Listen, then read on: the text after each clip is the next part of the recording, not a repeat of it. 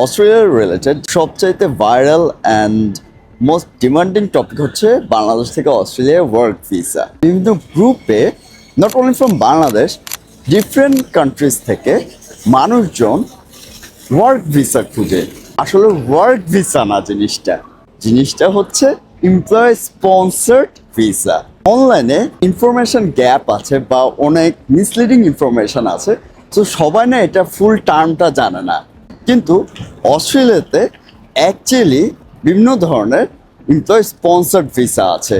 যেমন first of all হচ্ছে 482 skill in demand অথবা টেম্পোরারি স্কিল শর্টেজ। তারপর আছে 462 ওয়ার্কিং হলিডে ভিসা, বাট সেটা অনলি ফর ইউরোপিয়ানস অ্যান্ড ফিজিয়ানস। তারপর আছে 494 রিজিওনাল স্পন্সরশিপ। বাংলাদেশিরা এটাকে ওয়ার্ক ভিসা বলে, অস্ট্রেলিয়ার ওয়ার্ক ভিসা, বাট ফুল টার্মটা বিভিন্ন ভিসার জন্য অর্থাৎ বিভিন্ন ভিসা স্ট্রিমের জন্য বিভিন্ন রকমের। অলরেডি আমি মাই অস্ট্রেলিয়া 24-এর ফেসবুক পেজ এবং ইউটিউব চ্যানেলে 186 ডিরেক্ট এন্ট্রি নিয়ে কথা বলছি, 482 থেকে 186 টিয়ার টি স্ট্রিমটা নিয়ে কথাবার্তা বলছি। তো আজকে আমি একটু 482 নিয়ে কথাবার্তা বলি, তারপরে হয়তো কোনো এক ভিডিওতে আমি কথা বলার চেষ্টা করবো 494 নিয়ে।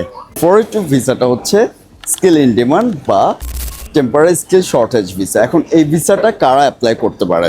ধরা যাক কোনো একটা কোম্পানি কোনো একটা স্পেসিফিক ডেজিগনেশনে ওদের স্কিল শর্টেজ আছে, তখন সেই কোম্পানিটা একজন এক্সপেরিয়েন্সড স্কিল মাইগ্রেন্টকে চাইলে স্কিল ইন ডিমান্ড নমিনেশন দিতে পারে। স্কিল ইন ডিমান্ড নমিনেশন দিলেই যে সাথে সাথে সে পিআর পেয়ে যাচ্ছে এরকম কিন্তু না। ফার্স্ট অফ অল সে যখন তাকে এই নমিনেশনটা দিচ্ছে, এই নমিনেশনটা দেওয়ার পরে যখন সেটা অ্যাপ্রুভ হবে, স্কিল মাইগ্রেন্টটা সে কোম্পানির আন্ডারে অ্যাটলিস্ট আরও 2 থেকে 3 বছর কাজ করতে হবে। তাহলে এটা কীভাবে ওয়ার্ক ভিসা? এটা আসলে ওয়ার্ক ভিসা না, এটা হচ্ছে স্কিল ইন ডিমান্ড বা টেম্পোরারি স্কিল শর্টেজ। ওই কোম্পানি ওই পজিশনটায় স্কিল শর্টেজ আছে দেখেই কোম্পানিটা একজন স্কিলড মাইগ্রেন্টকে এই ভিসার অপরচুনিটিটা করে দিছে।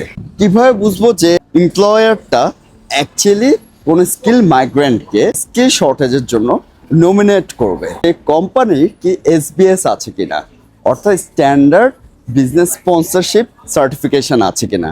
তারপর দেখতে হবে সে কোম্পানির অর্গানাইজেশনাল চার্ট ওয়াইজ অ্যাকচুয়ালি যে স্কিল মাইগ্রেন্টকে এই 482 ভিসা অপরচুনিটি দিতে যাচ্ছে সেটার কি জেনুইন রিকোয়ারমেন্ট আছে কিনা।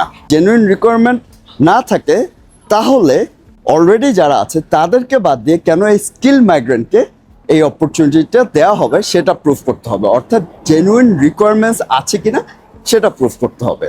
তারপর দেখতে হবে সেই এমপ্লয়ারের যেই ডেজিগনেশন বা যে অকুপেশনের জন্য নমিনেশনটা দিচ্ছে সে নমিনেশনে অ্যাপ্রুভাল আছে কিনা।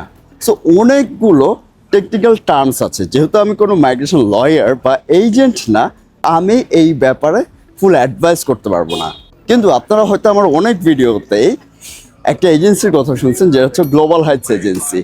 Global Heights already every year regularly তার ক্লায়েন্টদের জন্য 482 ভিসা অ্যাপ্লাই করে থাকে।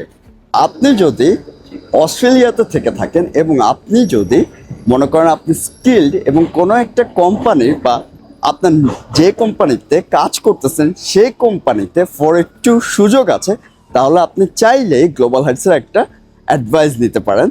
তাদের থেকে আপনি জেনে নিতে পারেন যে আসলে কি আপনার এই স্কোপটা আছে কিনা।